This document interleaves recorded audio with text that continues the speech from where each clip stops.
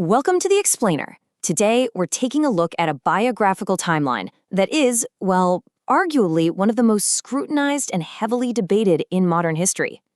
Okay, let's dive into this strictly factual, chronological narrative of Donald Trump's life, tracing his path from Queens, New York, straight to unprecedented terms in the White House. To really wrap our heads around the sheer scale of this timeline, we first have to recognize the historical rarity we're looking at. Donald Trump holds the unique distinction in modern times of serving non-consecutive terms, making him both the 45th and the 47th president of the United States.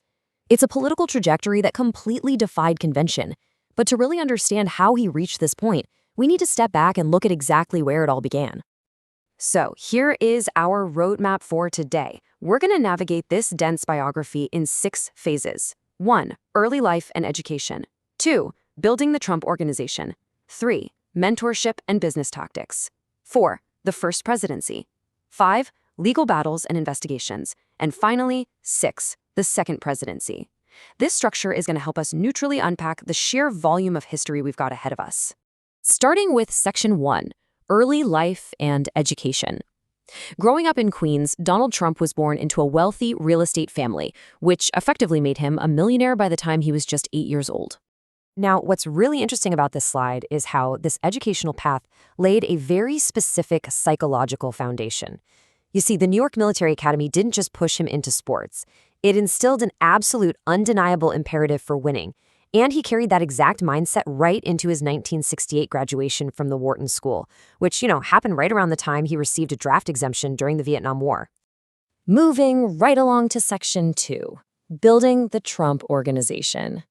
After starting out collecting rent for his father in 1968, he quickly set his sights on much higher stakes, making a major pivot to Manhattan by 1971 to build luxury skyscrapers. Section 3, Mentorship and Business Tactics.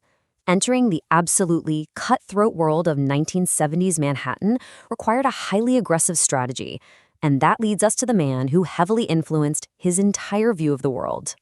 That mentor was Roy Cohn. For 13 years, Cohn served as Trump's lawyer, fixer, and consigliere.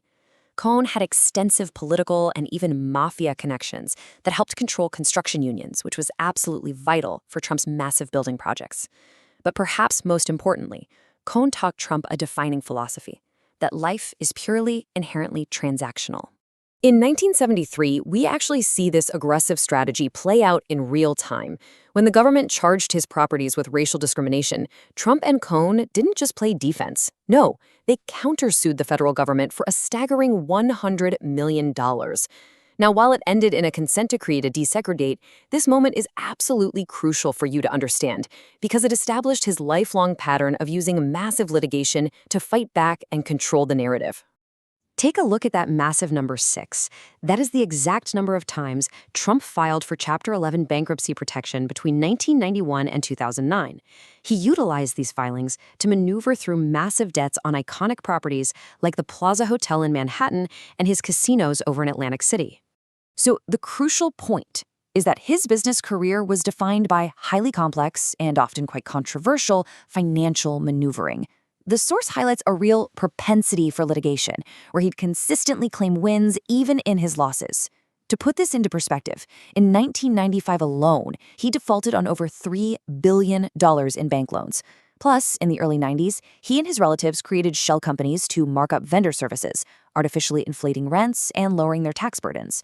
These aggressive tactical strategies laid the absolute groundwork for what would eventually become his political style. Which brings us to Section 4, the first presidency. Leveraging his massive reputation as a wealthy tycoon, Trump secured a stunning 2016 victory over Hillary Clinton to enter the White House as a total political outsider. Once in office, his administration moved fast to enact sweeping policies. On borders and immigration, he imposed a travel ban on 7 Muslim-majority countries, expanded the border wall, and enforced strict family separations.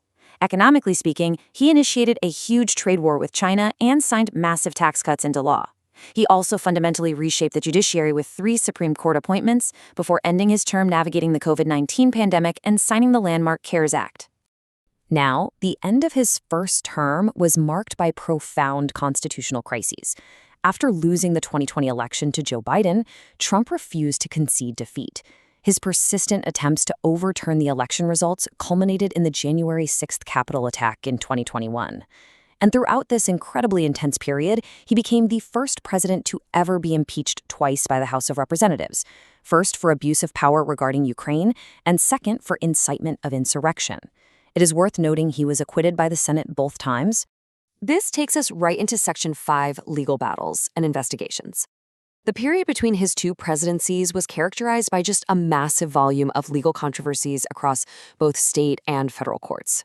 And this brilliantly illustrates the totally unprecedented nature of a former president's legal challenges.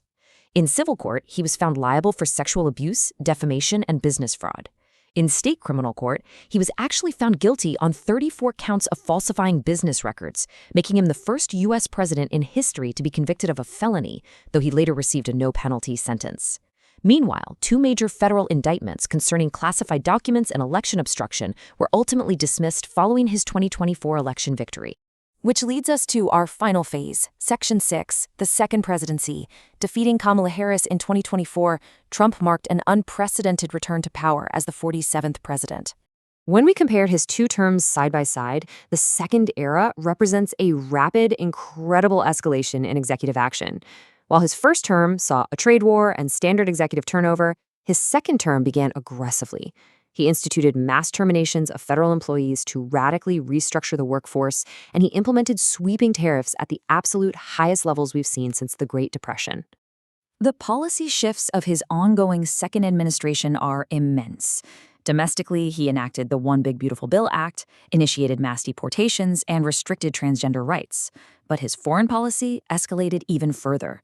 We're talking launching Operation Southern Spear in Latin America, ordering a military raid into Venezuela, and authorizing joint strikes that initiated the 2026 Iran war.